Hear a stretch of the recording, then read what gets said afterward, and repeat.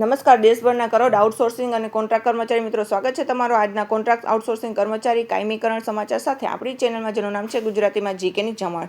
તો આઉટસોર્સ અને કોન્ટ્રાક્ટ કર્મચારી કાયમીકરણનો મુદ્દો છેલ્લા 2 દાયકાથી દેશના વિવિધ રાજ્યોમાં ચર્ચાનો ચકડોળે ચડેલા છે. કોર્ટના આદેશો, સરકારની જવાબદારી અને લાખો કર્મચારી આશાઓ વચ્ચે ઘણા ખરા રાજ્યો સરકારે 1 એપ્રિલ 2026થી વિવિધ વિભાગો, કોન્ટ્રાક્ટરો, આઉટસોર્સિંગ કર્મચારીઓને વિવિધ લાભો, કાયમીકરણ લાભો, પગાર વધારાનો લાભ જઈ રહ્યા છે. તો આજના વિડીયોમાં આપણે મિત્રો આઉટસોર્સ અને કોન્ટ્રાક્ટ કર્મચારીના કાયમીકરણનો જે મુદ્દો, કોર્ટના આદેશો અને રાજ્ય સરકારની જવાબદારીને લાખો કર્મચારીનો જે આશા છે તેના વિશે વિગતવાર ચર્ચા કરીશું. તો વિડીયોના અંત સુધી આપ બન્યા રહો અને જો ચેનલમાં આપ નવા સબસ્ક્રાઈબર હો તો અમારી ચેનલને સબસ્ક્રાઈબ કરવાનું ભૂલશો નહીં. તો આઉટસોર્સ અને કોન્ટ્રાક્ટ કર્મચારીના કાયમીકરણનો મુદ્દો, કોર્ટના આદેશો, સરકારની જવાબદારી અને લાખો કર્મચારીની આશા. તો ભારતમાં છેલ્લા 2 દાયકાથી સરકારી વિભાગ, વિવિધ કોર્પોરેશનો, નગરપાલિકા, શૈક્ષણિક સંસ્થાઓ, આરોગ્ય વિભાગો અને વિવિધ યોજનાઓમાં મોટી સંખ્યામાં કર્મચારીઓ આઉટસોર્સ, કોન્ટ્રાક્ટર, ફિક્સ પે અથવા તો દૈનિક વેતન આધારિત કામ કરી રહ્યા છે. આવા કર્મચારીના શિક્ષકો, ક્લાર્ક, કોમ્પ્યુટર ઓપરેટર, સુરક્ષાકર્મીઓ, આંગણવાડી અને આશા વર્કર જેવી યોજના આધારિત સેવાઓ સાથે જોડાયેલા કર્મચારી, હોસ્પિટલ સ્ટાફ, ડ્રાઈવર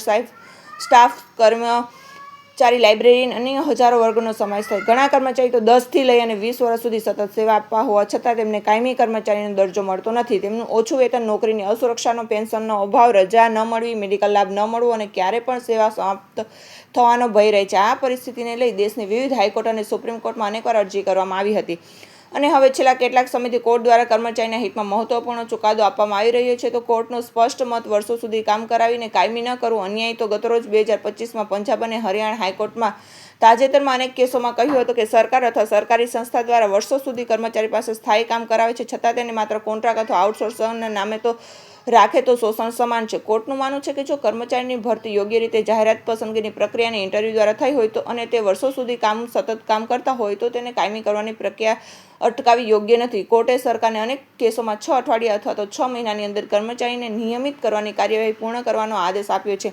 કેટલાક કેસોમાં તો કોર્ટે એવું પણ કહ્યું કે જો સરકાર સમયસર કાર્યવાહી નહીં કરે તો કર્મચારી આપોઆપ કાયમી માનવામાં આવશે. પંજાબ અને હરિયાણા હાઈકોર્ટમાં મહત્વપૂર્ણ ચુકાદો.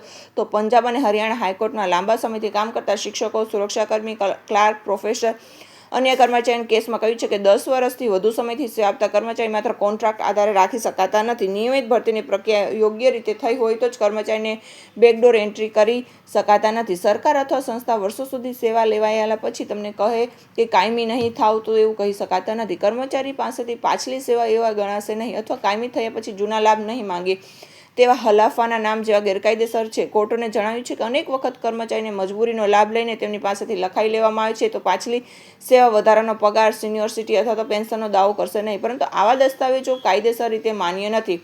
6 અઠવાડિયામાં કાયમીકરણનો આદેશ. કેટલાક કેસોમાં હાઈકોર્ટ સરકારે સીધો આદેશ આપ્યો છે કે લાંબા સમયથી સેવા આપતા કર્મચારીઓને 6 અઠવાડિયામાં કાયમી કરવામાં આવશે. ખાસ કરીને શાળા શિક્ષકો અને સરકારી સંસ્થાના સ્ટાફ કેસોમાં કોર્ટે કહ્યું છે કે કર્મચારીઓને લાંબા સમય સુધી, વર્ષો સુધી નિયમિત રીતે ફરજ બજાવી છે, હવે તેમને વધુ સમય માટે કોન્ટ્રાક્ટ પર રાખી શકાય નહીં. આ ચુકાદાઓથી અન્ય રાજ્યોમાં કોન્ટ્રાક્ટ અને આઉટસોર્સિંગ કર્મચારીમાં પણ આશા જાગી છે.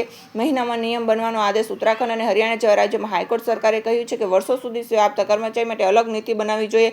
કોર્ટ 6 મહિનાની અંદર નિયમો અને માર્ગદર્શિકા બનાવવાનો આદેશ આપ્યો છે. કોર્ટ સરકારને સ્પષ્ટ કહ્યું છે કે સરકાર પાસે કામ તો કાયમી છે, પરંતુ કર્મચારીને કાયમી કરવાનો નિર્ણય વર્ષો સુધી અટકાવવામાં આવે છે. આ રીતે કોન્ટ્રાક્ટ પદ્ધતિનો ઉપયોગ માત્ર ખર્ચ બનાવવા માટે થઈ રહ્યું છે, જે યોગ્ય સુપ્રીમ કોર્ટનો ઉપાધિ ચુકાદો છે અને તેની સાચે સમજ સરકારનો ઘણી વખત સુપ્રીમ કોર્ટના ઉમાદેવી કેસનો હવાલો આપી કહે છે કે કોન્ટ્રાક્ટ કર્મચારીને કાયમી કરી શકાતા નથી, પરંતુ હાઈકોર્ટ સ્પષ્ટ કહ્યું છે કે ઉમાદેવી ચુકાદાનો અર્થ એવો નથી કે વર્ષો સુધી યોગ્ય રીતે ભરતી થયેલા દરેક કર્મચારી કાયમી થવાની વંચિત રાખી શકાય. ઉમાદેવી ચુકાદામાં સુપ્રીમ કોર્ટે કહ્યું કે ગેરકાયદેસર ભરતી કાયમી કરી શકાતી, પરંતુ જ્યાં ભરતી નિયમસર થઈ હોય, કર્મચારી લાંબા સમયથી કામ કરતો હોય અને તેની સામે નિયમિત જગ્યા ઉપલબ્ધ હોય ત્યાં સરકારી કાયમીકરણ ઇનકાર કરી શકતી નથી. આથી હવે કોર્ટે ગેરકાયદેસર ભરતી અને નિયમિત પ્રક્રિયા પછી થયેલી ભરતી વચ્ચેનો તફાવત સ્પષ્ટ કરી છે. ક્યાં કર્મચારીને કાયમીકરણનો લાભ મળી શકે છે? સામાન્ય રીતે નીચે પ્રકારના કર્મચારીને સુપ્રીમ કોર્ટ અને હાઈકોર્ટના ચુકાદાથી લાભ મળી શકે છે. 5 થી લઈ 10 વર્ષ અથવા તેથી વધુ સમયથી સેવા આપતા કર્મચારી, જાહેરાત, પસંદગી પ્રક્રિયા દ્વારા ભરતી થયેલા કર્મચારી, સરકારી વિભાગ, બોર્ડ, કોર્પોરેશન અથવા ગ્રાન્ટ આધારિત સંસ્થાના કામ કર્મચારી, કોન્ટ્રાક્ટ આઉટસોર્સિંગ, દૈનિક વેતન, ફિક્સ પે અથવા અસ્થાયી કર્મચારી જેમની સામે નિયમિત જગ્યા અથવા તો સતત કામ ઉપલબ્ધ હોય તેવા કર્મચારી. ખાસ કરીને નીચેના ક્ષેત્રોમાં કામ કરતા કર્મચારી માટે આ મુદ્દો મહત્વનો છે. શિક્ષણ વિભાગ, આરોગ્ય વિભાગ, નગરપાલિકા, પંચાયત વિભાગ, વીજ કંપની, વન વિભાગ, સરકારી કચેરી, સમાજ, મહિલા બાળ વિકાસ વિભાગ, computer operator, data entry staff કાયમી પછી કર્મચારીને શું લાભ મળશે? જો કર્મચારી કાયમી કરવામાં આવે તો તેને માત્ર નોકરીની સુરક્ષા જ નહીં પરંતુ અનેક મહત્વનો લાભ મળશે, જેમાં પહેલું નિયમિત પગાર ધોરણ. તો કોન્ટ્રાક્ટ કર્મચારીને હાલમાં ઓછું વેતન મળે છે, તો કાયમી થયા પછી તેમને સરકારી પગાર ધોરણ મુજબ પગાર મળશે. બીજું છે વાર્ષિક વધારાનો, દર વર્ષે પગારમાં વધારો, ઇન્ક્રીમેન્ટ અને ભથ્થા મળશે. ત્રીજું છે પેન્શન અથવા એનપીસીએસ, કાયમી કર્મચારીની નિવૃત્તિ પછી પેન્શન એનપીસીનો લાભ મળી શકે. ચોથું મેડિકલ સુરક્ષા, સરકાર મેડિકલ યોજના, સારવાર સહાય અને વીમા જેવી સુવિધા મળશે.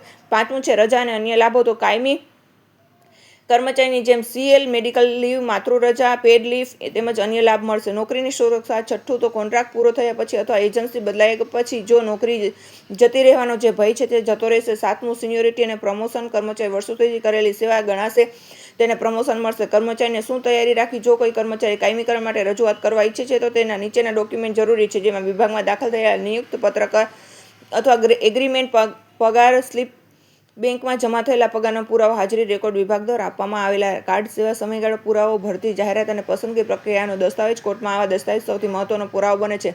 ગુજરાત સહિત અન્ય રાજ્યોમાં શું અસર પડી શકે? તો કે ગુજરાતમાં પણ 5 ફિક્સ પે પગાર, આઉટસોર્સિંગ અને કોન્ટ્રાક્ટ આધારિત હજારો લાખો કર્મચારી વર્ષોથી સેવા આપી રહ્યા છે. શિક્ષણ, આરોગ્ય, પંચાયત, વીજ કંપની, નગરપાલિકા, મહિલા બાળ વિકાસ, આશા, આંગણવાડી, ડેટા એન્ટ્રી, કચેરી સહાયક જેવી અન્ય ઘણી જગ્યાએ વિભાગમાં કર્મચારી લાંબા સમયથી કાયમીકરણની માંગ કરી રહી. તાજેતરમાં કોર્ટના ચુકાદાને કારણે ગુજરાત સરકારના આશા જાગી છે કે રાજ્ય સરકાર અથવા કોર્ટ દ્વારા ભવિષ્યને યોગ્ય નિર્ણય લેવામાં આવી શકે. ખાસ કરીને લાંબા સમયથી ફિક્સ પે અથવા આઉટસોર્સ પર કામ કરતા કર્મચારી હવે પોતાના હક માટે વધુ મજબૂતીથી રજૂઆત કરી શકે છે. સરકાર માટે સૌથી મોટો સંદેશ. કોર્ટે સરકારને સ્પષ્ટ સંદેશ આપ્યો છે કે કાયમી ન હોય તો કર્મચારી વર્ષો સુધી અસ્થાયી રાખી શકાય નહીં. સરકારે એક આદર્શ નિયોજક તરીકે કામ કરે તેવી અપેક્ષા છે. કર્મચારીની મજબૂરીનો લાભ લઈ તેમને ઓછામાં ઓછા વેતન વર્ષો સુધી રાખવું યોગ્ય નથી. જો 10, 15 કે 20 વર્ષથી સતત લેવા આપતી હોય તો તેને માત્ર કોન્ટ્રાક્ટર ટેગ લગાવીને રાખોને હક્કો વિરોધ ગણાઈ શકે. આમ દેશભરના લાખો આઉટસોર્સ, કોન્ટ્રાક્ટ અને ફિક્સ પે કર્મચારી માટે કોર્ટના તાજેતરમાં ચુકાદો મોટી રાહત સમાન છે. હવે કોર્ટનો કચેરી લાંબા સમયથી ચાલતી સમસ્યાઓને ગંભીરતાથી લઈ રહી છે અને સરકારનો સમય મર્યાદામાં કાયમીકરણ કાર્યવાહી કરવા કહી રહી છે. જો કર્મચારી પાસે યોગ્ય દસ્તાવેજ હોય અને ભરતી નિયમ સર થઈ હોય તો તેને કાયમી થવાનો અકાયદેસર શરક મળી શકે. આમ સમયમાં વધુ રાજ્યમાં મુદ્દો નીતિ અને કાયદાની બનાવવાની સંભાવના છે. વર્ષોથી સેવા આપતા કર્મચારીને પોતાના દસ્તાવેજો તૈયાર રાખવા, સંગઠિત થઈ કાયદેસર રીતે પોતાનો આંક અને અવાજ ઉઠાવવાની જરૂર છે. જય હિન્દ. અસ્તુ.